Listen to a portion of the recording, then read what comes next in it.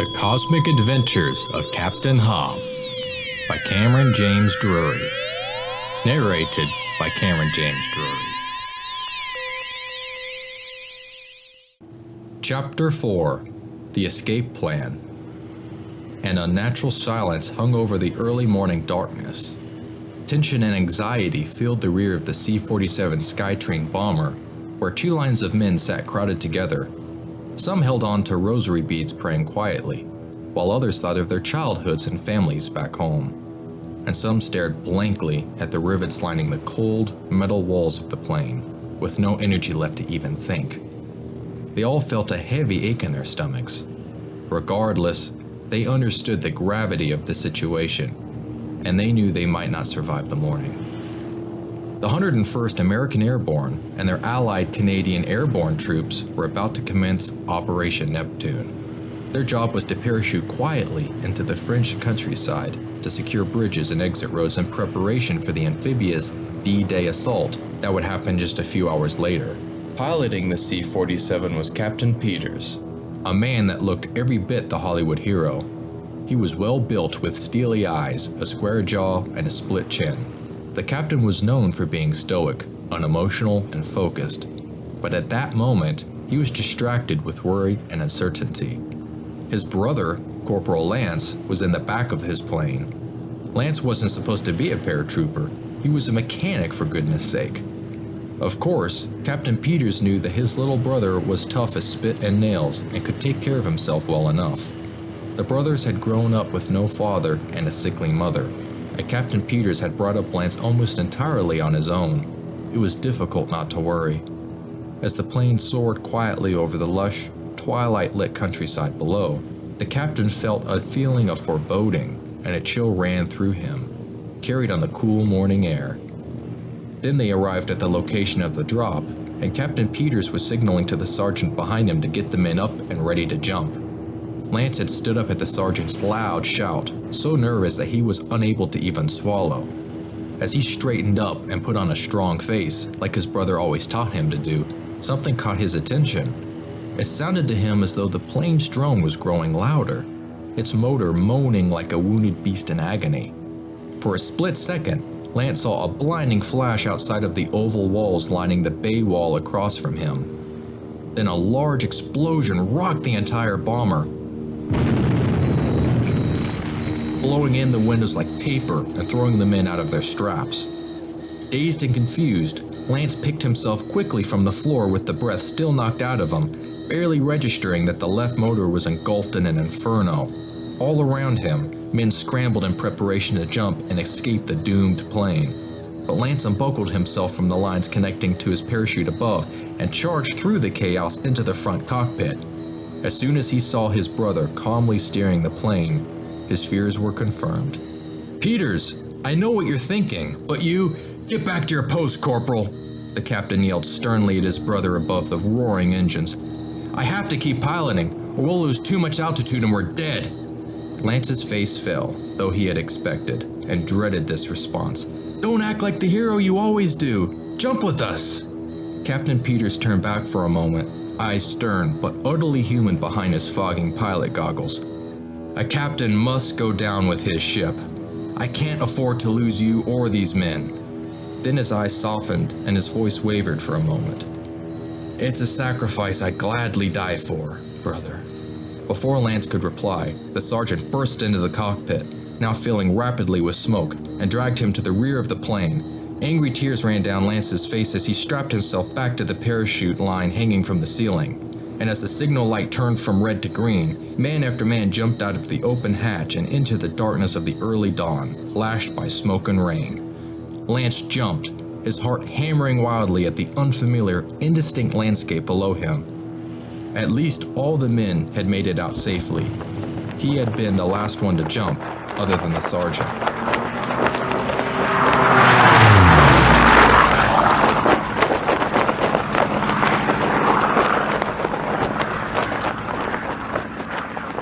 There was no one left in the plane except for the brave captain, who crossed himself and prepared for death.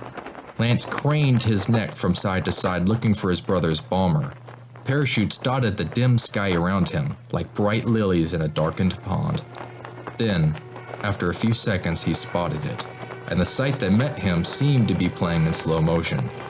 The C-47 was plummeting straight down with a loud drone, lighting up the sky like an arrow ablaze with fire.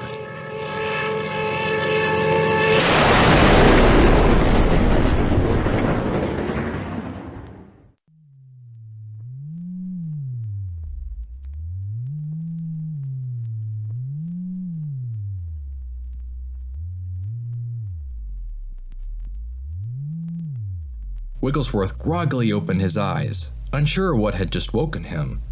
He slowly wiggled around and found that he was restrained somehow, unable to move his arms or legs.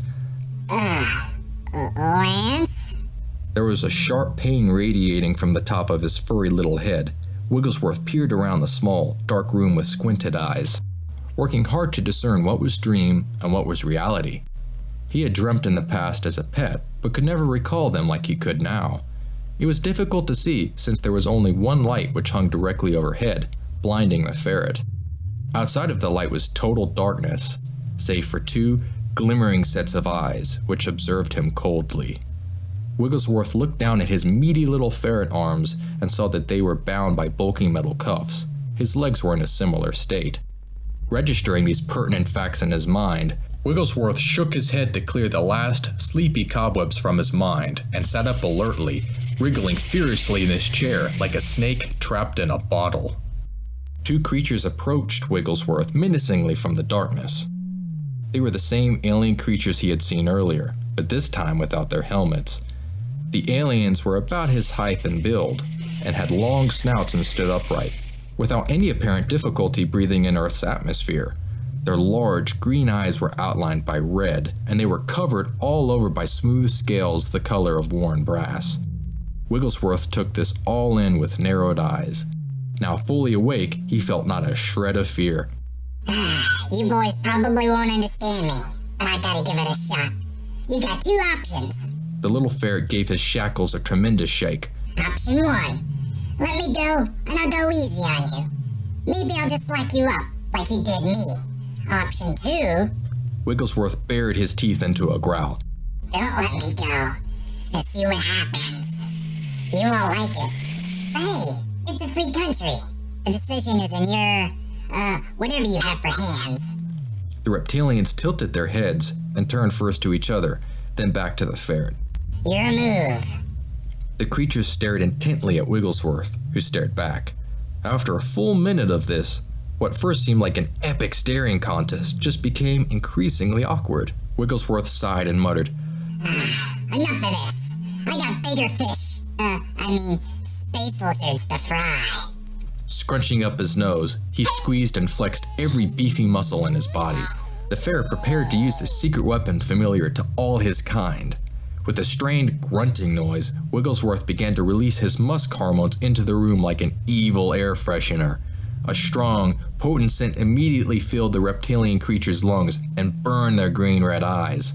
As the aliens covered their snouts and fell to their knees in disgust and anguish, Wigglesworth sprung out of his seat, still cuffed paw and foot, and flipped over one in a somersault, landing behind the hapless creature. Encircling the creature's long neck with his cuffed paws, Wigglesworth pivoted off the wall behind him, alien in hand, swinging the creature around in a singular feat of brilliant coordination. With a crack, the reptilian's scaly heads bumped together like coconuts in a tropical paradise, instantly knocking them out cold. Piece of cake, Wigglesworth said to himself, panting slightly as he admired his handiwork and dusted off his paws. Now to get out of here. Wigglesworth searched the small room for a way to release his cuffs. Hopping around like a bunny in his fettered state, reaching one of the aliens, he rolled it over with some effort, and a remote control and some keys fell out of the alien's spacesuit. Wigglesworth eagerly pressed every button until the shackles fell off. I've broken out of 2 cages today, baby. The ferret proclaimed triumphantly, his hands on his hips. Any more challengers? Wigglesworth looked around in satisfaction for a moment before his eyes fell on the aliens. Sorry, boys. I'll need this more than you. He grunted as he removed the suits from the space lizards before cuffing each of them. Taking the suits, Wigglesworth strode confidently out of what must have been the detention room, making sure to lock it behind him. He curiously snooped into the other rooms nearby, 4 in total. They seemed to be the crew quarters. This must be a 4-lizard vessel, but there are only 2 of those reptiles on board. Wigglesworth mused to himself. After a moment's thought, he concluded, Must be a covert mission, manned by only a skeleton crew. But what was their mission? Reconnaissance or world domination? Wigglesworth tucked the question away in the back of his mind. He'd solve that mystery later. The ferret cautiously made his way down the main corridor, which led to the reactor and exit hatch, which was now closed. Passing the large red circular door which led to the reactor, Wigglesworth turned to the exit hatch, which was surrounded by a glass airlock. In it, there were several more spacesuits and a neat set of helmets, ray guns, and jetpacks. With mouth open wide, Wigglesworth seized one of the hanging spacesuits, depositing his 2 others on the airlock floor. This was the suit for him. It was slightly larger than the other suits and was all crimson red, matching the color of that mysterious orb. Eagerly wiggling his arms and legs, Wigglesworth tried to put the suit on, but he only succeeded in getting his paws tangled, falling, and hitting his sore head in the process. Ah, butter biscuits! Those lizard freaks hit me good! He stood back up, hissing in frustration and trying to stuff his fluffy tail into the long tail funnel on the back of his suit. Finally, however, the suit was on, and as Wigglesworth strapped his paw and bootstraps firmly in place, he couldn't help but notice that the flashy suit fit his large ferret frame perfectly. Turning around, Wigglesworth snapped one of the sleek and aerodynamic jetpacks into the magnetic seal which was cleverly built into the back of his suit.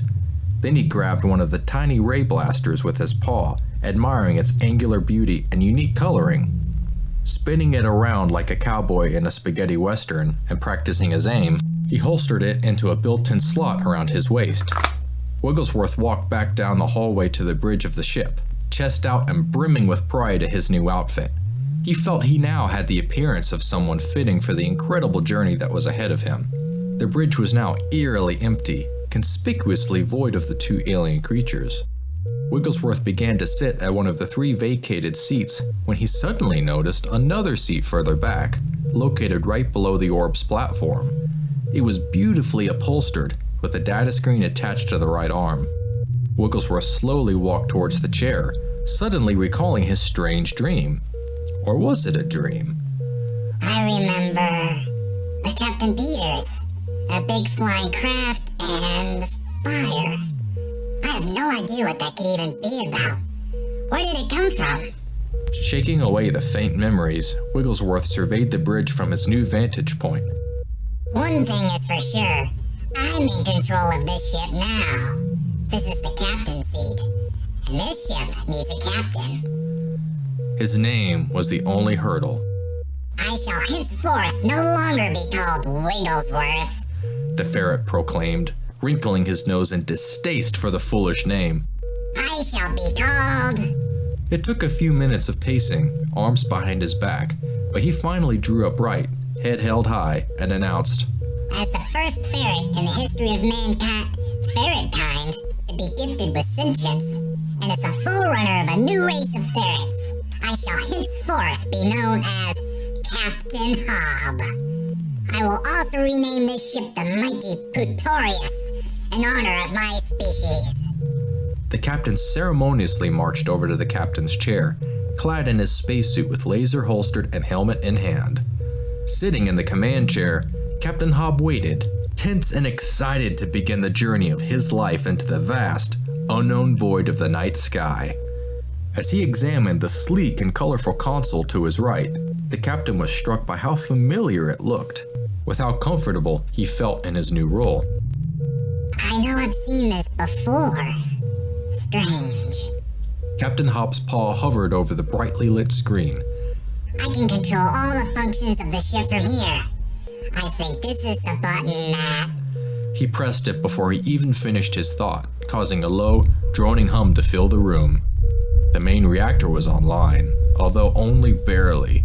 The hum grew louder as the captain navigated rapidly through the console's many screens, excitedly setting a course to turn the ship 180 degrees and exit through his broken bedroom window. As soon as he entered the flight path and executed the command, however, the screen turned red.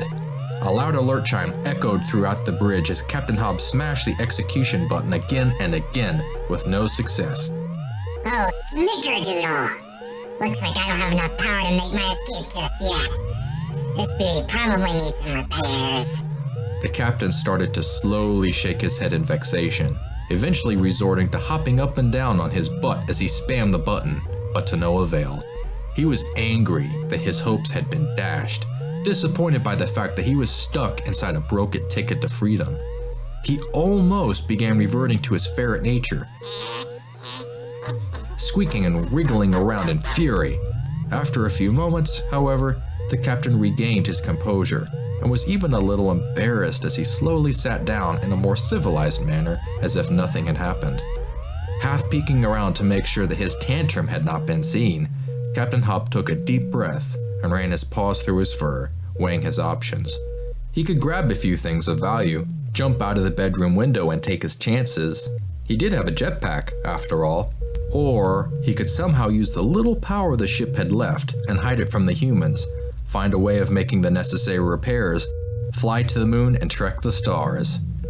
After a few moments of deliberation, Captain Hob stood straight up, declaring to the empty bridge, "This is something I must do. I will not take the easy way out. I have been given literally the craziest opportunity anyone has ever heard of. I must reach the moon." Striding out of the bridge with determined haste, the captain began to formulate his plans.